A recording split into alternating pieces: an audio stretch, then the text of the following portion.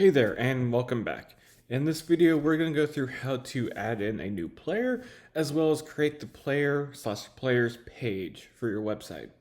So to add a new player, we go over here to players, add new, and then you can enter in information about the player, add in a birthday,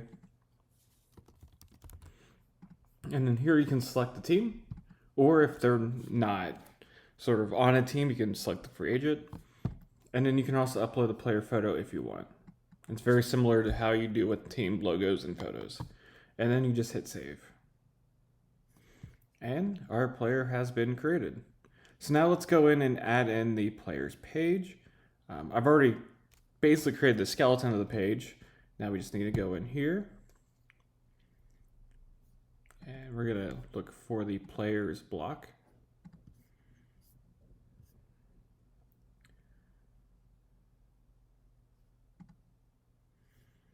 And then update.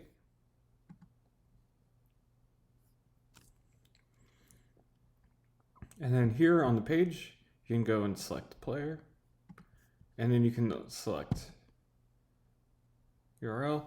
And now we have information. Obviously, once things get filled out, there are games and whatnot, you'll see a lot more information here. But basically, this is the overall look and feel of the player's page.